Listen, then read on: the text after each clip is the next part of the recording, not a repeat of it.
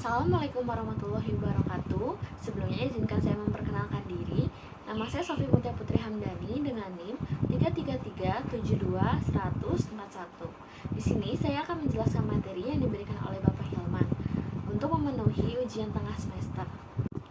Yang pertama ada data warehouse. Data warehouse merupakan suatu penyimpanan data yang dirancang untuk menyimpan dan menganalisis data dari berbagai sumber yang berbeda. Tujuan dari data warehouse adalah untuk memberikan akses yang mudah dan cepat ke data yang relevan untuk analisis dan pengambilan keputusan bisnis. Nah, data warehouse memiliki beberapa fungsi. Yang pertama adalah integritas data. Salah satu fungsi utama data warehouse adalah mengintegrasikan data dari berbagai sumber yang berbeda. Ini mencakup menggabungkan data dari sistem operasional, sistem penjualan, sistem keuangan, dan sumber data lainnya ke dalam suatu tempat yang terpusat. Dengan demikian, data yang tersebar di berbagai tempat dapat digabungkan menjadi satu set data yang lengkap dan terstruktur. Yang kedua adalah penyimpanan data. Data warehouse berfungsi sebagai tempat penyimpanan pusat untuk data perusahaan. Ini menyediakan ruang penyimpanan yang besar dan dioptimalkan untuk memudahkan akses dan analisis. Yang ketiga ada akses data. Data warehouse menyediakan akses yang mudah dan cepat ke data bagi pengguna yang membutuhkan informasi untuk analisis bisnis. Ini dapat dilakukan melalui berbagai interface seperti alat query, dashboard, atau aplikasi bisnis khusus. Yang keempat ada analisis data. Salah satu fungsi utama data warehouse adalah menyediakan platform untuk analisis data yang mendalam. Dengan menggunakan data yang tersedia dalam data warehouse, perusahaan dapat melakukan analisis historis, analisis tren, analisis prediktif, dan analisis lainnya untuk mendapatkan wawasan yang berharga tentang operasi bisnis mereka, perilaku pelanggan, dan tren pasar. Yang kelima ada pendukung pengambilan keputusan. Data warehouse membantu pengambilan keputusan dengan menyediakan informasi yang relevan dan terpercaya. Dengan akses yang mudah ke data yang terkumpul dan dianalisis, pengambilan keputusan dapat membuat keputusan lebih baik dan lebih terinformasi. Yang keenam ada keamanan data. Fungsi penting lainnya dari data warehouse adalah menjaga keamanan data. Data warehouse harus dilengkapi dengan kontrol akses yang ketat dan langkah-langkah keamanan yang lainnya untuk melindungi data dari akses yang tidak sah atau pengguna yang tidak sah. Dari fungsi yang disebutkan di atas, data warehouse menjadi instrumen penting bagi perusahaan dalam mengelola data mereka, melakukan analisis bisnis, dan mendukung pengambilan keputusan yang lebih baik. Yang kedua ada data mart. Data mart merupakan dari sub data warehouse yang disesuaikan dengan kebutuhan spesifik suatu departemen atau unit bisnis tertentu dalam sebuah organisasi. Berbeda dengan data warehouse yang menyimpan data dari berbagai sumber yang secara terpusat, data mart terfokus pada menyediakan akses data yang dioptimalkan untuk kebutuhan analisis dan pengambilan keputusan di tingkat yang lebih lokal atau terfokus. Tujuan dari data mart adalah untuk mendukung kebutuhan analisis dan pengambilan keputusan di tingkat departemen atau unit bisnis tertentu. Hal ini memungkinkan departemen tersebut untuk mengakses data yang relevan dan spesifik untuk kebutuhan mereka tanpa harus menyaring terlebih dahulu seluruh data yang disimpan dalam data warehouse. Kemudian ada fokus data mart.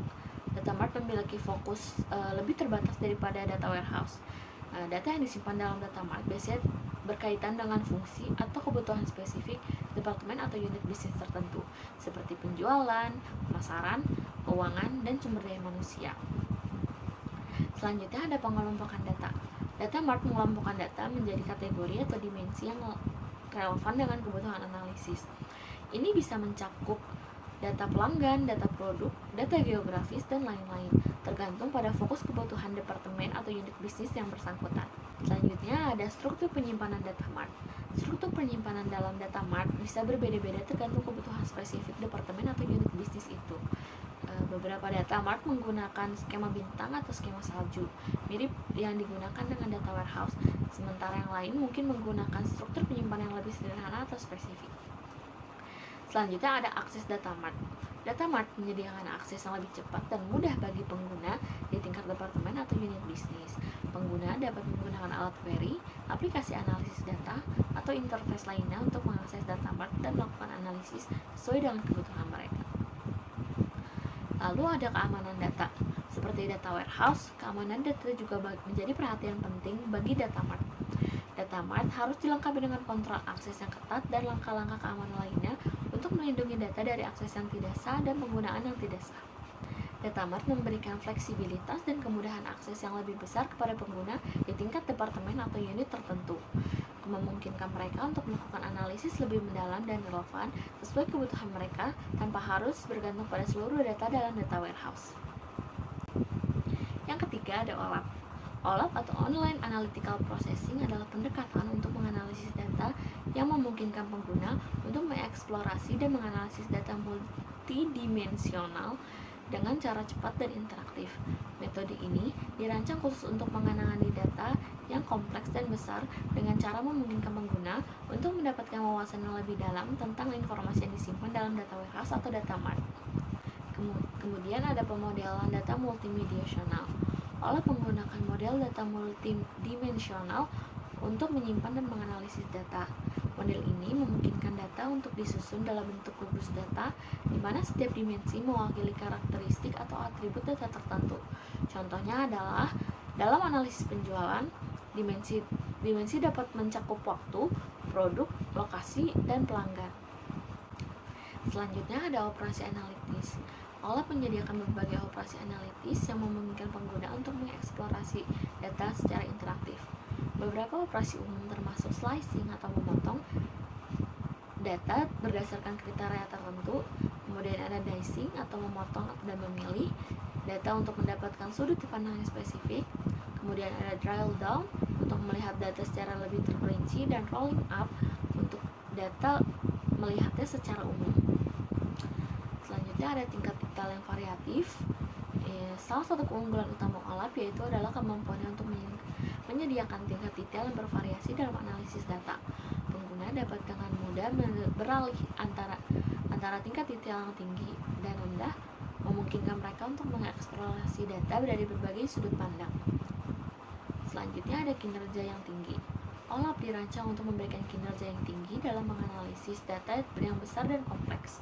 Ini dilakukan dengan menggunakan teknik pengindeksan dan penyimpanan data yang dioptimalkan, serta dengan memanfaatkan kemampuan pemrosesan paralel dan caching data. Selanjutnya ada dukungan terhadap pengambilan keputusan. OLAP membantu pengambilan keputusan yang menyediakan wawasan yang mendalam tentang data. Dengan menggunakan teknik analisis yang fleksibel dan interaktif, pengguna dapat menggunakan tren, pola, dan hubungan dalam data yang mungkin tidak terlihat dengan cara lain. OLAP telah menjadi alat yang penting dalam analisis bisnis karena kemampuannya untuk menyediakan akses yang cepat dan interaktif ke data multidimensional. Dengan menggunakan OLAP, perusahaan dapat mengoptimalkan pengambilan keputusan dan merespon perubahan pasar dengan lebih cepat dan efektif. Yang keempat ada data mining. Data mining merupakan proses penemuan pola, hubungan, dan informasi yang bermanfaat atau berharga dari kumpulan data yang besar atau kompleks. Tujuan utama dari data mining ini adalah untuk mengungkapkan wawasan yang tersembunyi dalam data yang mungkin tidak terdeteksi oleh analisis konvensional. Ini melibatkan pengguna dari berbagai teknik statistik, matematika, AI, dan pemodelan data untuk mengidentifikasi pola yang bermanfaat dalam data.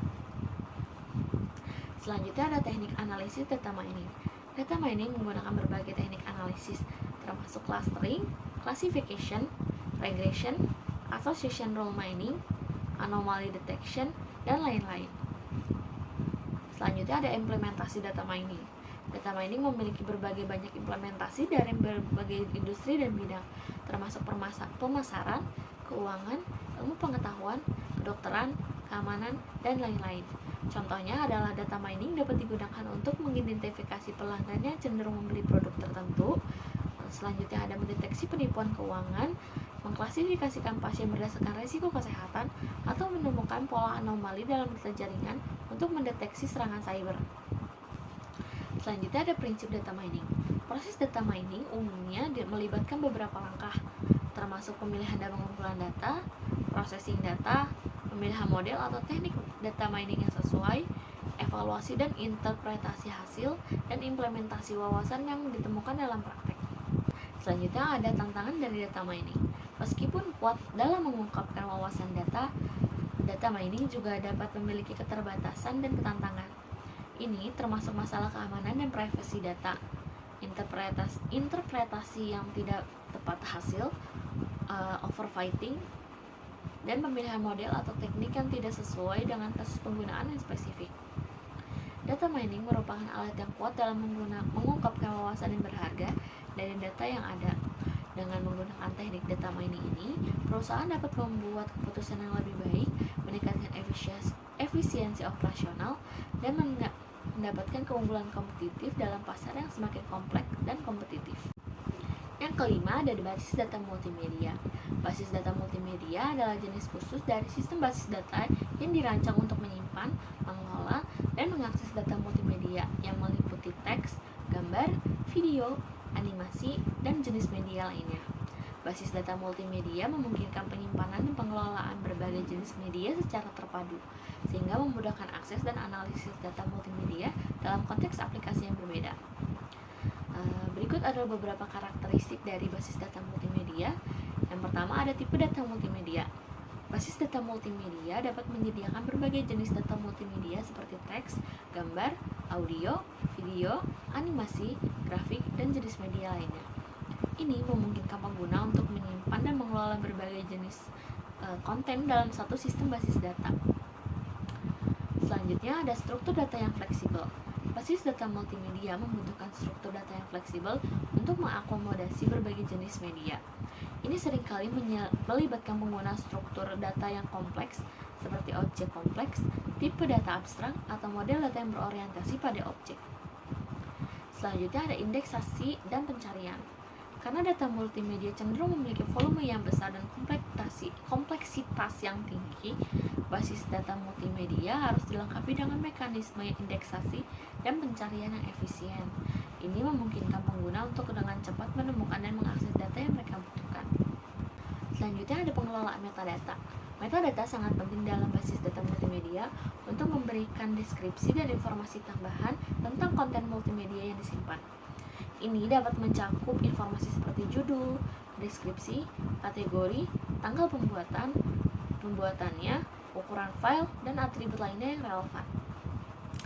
Selanjutnya ada pengolahan dan analisis data. Basis data multimedia harus menyediakan fasilitas pengolahan dan analisis data multimedia. Ini dapat mencakup operasi seperti kompresi, dekompresi, pengolahan citra, pengenalan pola, analisis audio, analisis video, dan operasi lainnya yang memerlukan untuk memahami dan menggali wawasan dari data multimedia. Selanjutnya ada keamanan dan privasi.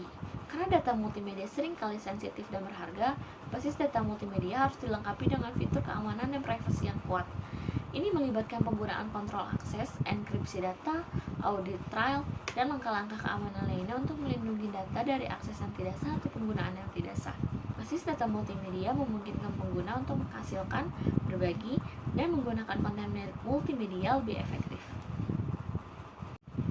Yang keenam ada basis data spasial.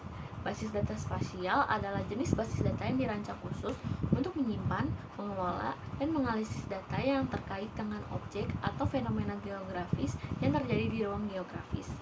Basis data ini memungkinkan penyimpanan data yang terkait dengan lokasi geografis atau spasial dari suatu objek, yang dapat berupa titik, garis, area, atau volume. Data yang disimpan dalam basis data spasial seringkali berkaitan dengan geografi, seperti peta, perbatasan administratif, jalan, sungai, bangunan, dan sumber daya alam lainnya. Berikut merupakan beberapa karakteristik dari basis data spasial. Yang pertama adalah tipe datanya. Basis data spasial mendukung beberapa penyimpanan berbagai jenis data spasial, termasuk point, line, polygon, dan 3D. Ini memungkinkan penyimpanan dari data yang berkaitan dengan lokasi geografis dari objek atau fenomena tertentu. Selanjutnya ada model data spasial. Basis data spasial menggunakan model data yang dioptimalkan untuk menyimpan dan mengelola data spasial. Model ini sering digunakan untuk mencakup struktur data khusus seperti R3, Quad3, atau grid spasial yang memungkinkan indeksasi atau pencarian efisien dari data spasial. Selanjutnya ada operasi spasial. Basis data spasial menyediakan berbagai operasi yang dapat dilakukan pada data spasial, seperti operasi overlay, operasi buffer, operasi jarak, operasi pertumbuhan, dan operasi lainnya yang berkaitan dengan analisis dan manipulasi data spasial. Selanjutnya ada metadata spasial. Data-data yang berkaitan dengan data spasial juga dapat disimpan dalam basis data spasial. Ini termasuk deskripsi objek, sistem koordinat, dan digunakan batas geografis, skala, resolusi, atribut tambahan, dan informasi lainnya yang relevan dengan data spasial. Selanjutnya ada interoperabilitas. Basis data spasial seringkali digunakan untuk mendukung standar dan protokol yang memungkinkan interoperabilitas dengan sistem informasi geografis lainnya. Ini memungkinkan pertukaran data spasial antara berbagai aplikasi dan platform yang berbeda. Selanjutnya ada implementasi basis data spasial. Basis data spasial digunakan dari berbagai aplikasi yang membutuhkan pengelolaan dan analisa data geografis seperti pemetaan, perencanaan kota, manajemen sumber daya alam, pemantauan lingkungan, navigasi, pemodelan iklim, dan banyak lagi. Basis data spasial sangat penting untuk membantu pemahaman dan pengelolaan fenomena geografis di berbagai skala, mulai dari tingkat lokal hingga global. Dengan menyediakan infrastruktur yang kuat untuk menyimpan dan mengelola data spasial, basis data spasial memungkinkan pengguna untuk menganalisis dan memahami hubungan spasial antara objek atau fenomena grafis dengan lebih baik. Sekian penjelasan dari saya, kurang lebihnya mohon maaf. Wassalamualaikum warahmatullahi wabarakatuh.